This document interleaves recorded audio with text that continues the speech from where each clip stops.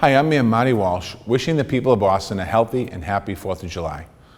The COVID pandemic has kept us from coming together like we normally do, with community celebrations and summertime traditions. But it's still important that today we reflect on our nation's founding ideals and how we can apply those ideals to this current moment. On July 4th, 1776, Americans celebrated their liberation from an oppressive monarchy. They declared that all men are created equal, endowed with certain rights. Among these are the life, liberty, and the pursuit of happiness. At the time, this was a radical act of self-determination. It established a new nation that would change the world. It was a giant leap towards democracy. It created hope and opportunity for generations of immigrants in the centuries that would follow. It's important to remember that even in 1776, America didn't live up to the ideals discussed in the Declaration of Independence. After all, many of the founders owned slaves, and most of them didn't think that the Declaration of Independence and equality should apply to black people, to indigenous people, to women, or to the poor.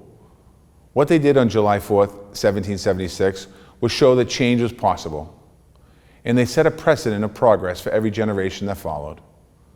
The American Revolution didn't end in 1776. America itself is a revolution that continues to play out through democracy, through debate, through protest, and through the hard work of building a better society. The abolition of slavery, voting rights for women, and eventually women of color, desegregation, civil rights, disability rights, marriage equality, trans rights, and protections. Each of these victories were American revolutions. Each of them followed decades and in some cases centuries of struggle. An American revolution is being fought today in 2020.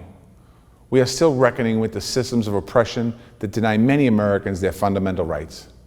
Discrimination, exclusion, and violence are still a reality for many Americans, in particular people of color.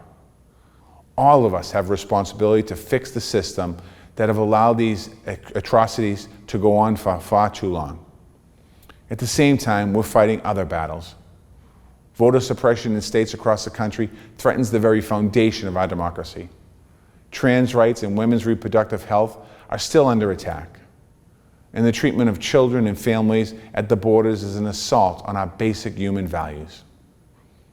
As we confront these issues, as well as a global pandemic, we must remain focused and keep moving forward with each other and for each other. Every step our country has taken to protect human rights and dignity has been hard fought. Most of them, at points, seemed impossible. There was never a roadmap or a playbook. Brave, determined Americans created their own.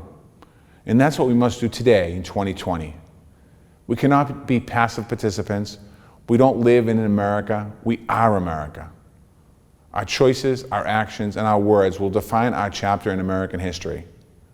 It is our right and our responsibility to use our freedoms and every tool at our disposal to make sure that America lives up to its full potential. So this Independence Day, be an active participant in our nation's story. Register to vote. If you haven't already, research upcoming local, state, and national elections and make a plan to make your voices heard.